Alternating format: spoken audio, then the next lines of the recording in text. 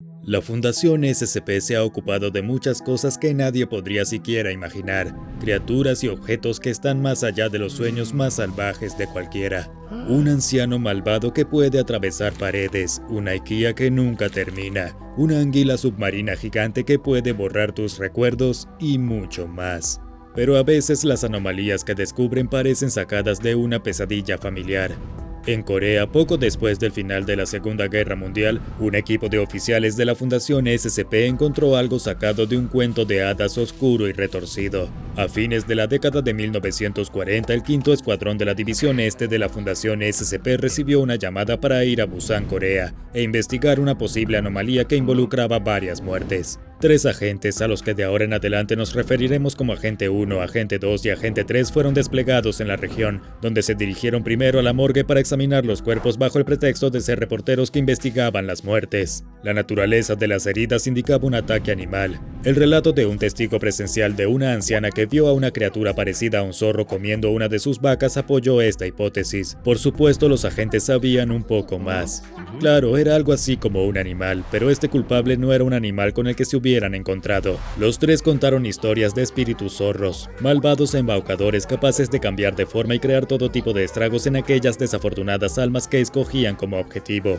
Mientras barrían el área, los agentes se encontraron con una hermosa joven sentada debajo de una cascada peinándose. Estaba vestida con una túnica ligera y sus pies estaban descalzos. Esto, notaron, la delató. En lugar de tener pies humanos, tenía patas cubiertas de pelaje rojizo. Los agentes asumieron que esta criatura no tenía experiencia, incapaz de ocultarse adecuadamente. Creían que tenían ventaja sobre ella.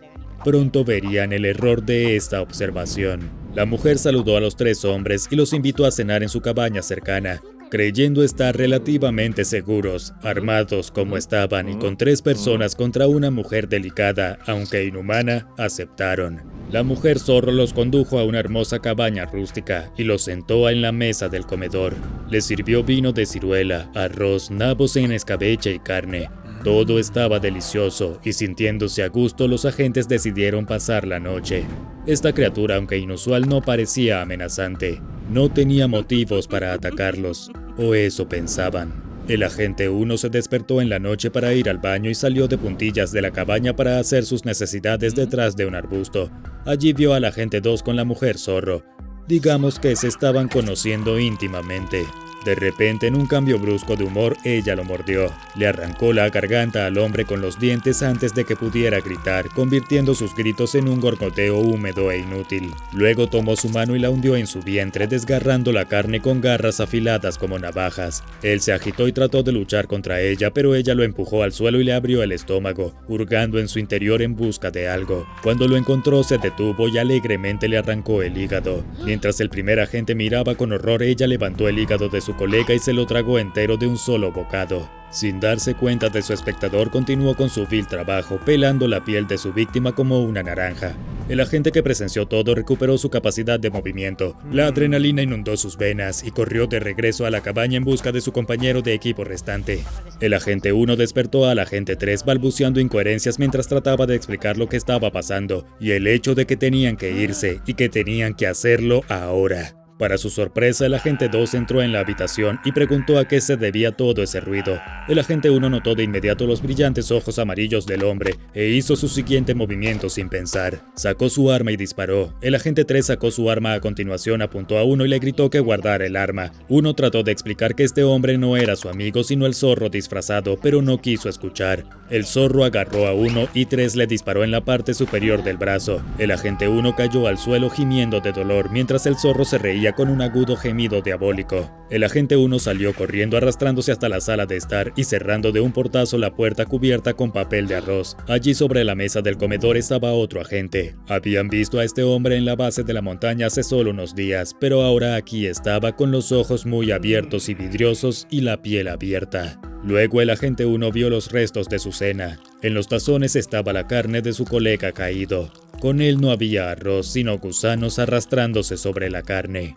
El agente 1 pudo improvisar un arma, rompiendo una parte de una viga de madera y apuñalando al zorro en el estómago mientras se abalanzaba a través de la puerta de papel de arroz. Se abrió paso a través del bosque corriendo lo más rápido que podía con su herida de bala. Encontró su camino hacia la orilla del río e intentó cruzar. Sin embargo, estaba desorientado y asustado. Estaba completamente oscuro afuera y tenía náuseas por el dolor. Resbaló en las rocas mojadas, se golpeó la cabeza y cayó al agua. Los rápidos se lo llevaron arrastrándolo río abajo durante medio kilómetro antes de que pudiera agarrarse a una rama expuesta. El agente 1 regresó a la camioneta de su equipo, rompió una ventana y sacó un lanzallamas de la parte trasera. Recordó leyendas sobre criaturas similares a zorros que mencionaban una aversión al fuego, por lo que se preparó para luchar contra ella con todo lo que pudo. Justo cuando preparaba el lanzallamas para usarlo, la mujer zorro emergió de la línea de los árboles. Se desconoce lo que sucedió a continuación, se perdió el registro oficial. Sin embargo, después de varios días, un equipo de recuperación localizó al agente 1 y lo rescató,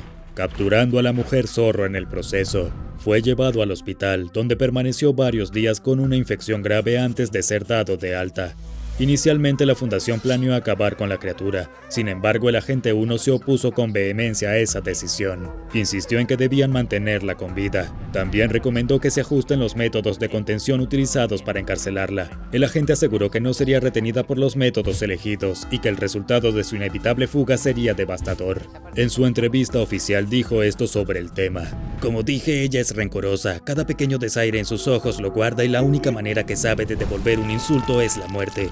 Encadénenla a la pared como un animal y cuando salga, y saldrá, va a matar a todos los que tuvieron algo que ver con eso.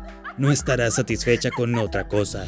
Para sorpresa de la fundación, el agente 1 visitó a la mujer zorro en su celda varias veces. La fundación intentó comprender este comportamiento preocupante, pero el agente 1 se negó a admitir que había algo extraño en él. Su apego a la mujer zorro se había atribuido al síndrome de Estocolmo, provocado como resultado de varios días en el bosque pasados como su cautivo. Hasta el día de hoy, el agente 1 es la única persona que sobrevivió tanto tiempo sola con la criatura que ahora se conoce como SCP-953. SCP-953 es un zorro rojo hembra que pesa aproximadamente 8 kilogramos. A diferencia de un zorro ordinario, su columna vertebral se divide en la base en 9 colas diferentes. Anteriormente conocida como Kitsune, el espíritu zorro que cambia de forma del folclore japonés, desde entonces se ha descubierto que en realidad es un Akumijo, un espíritu zorro coreano con cualidades similares. SCP-953 es un polimorfo, también conocido como cambiaformas, aunque conserva algunos aspectos de su apariencia de zorro sin importar en qué forma se encuentre, incluidas las orejas, las patas, la cola, los ojos y el pelaje. Aunque intenta cubrir estos rasgos físicos reveladores con ropa y peinados, no puede deshacerse de ellos por completo.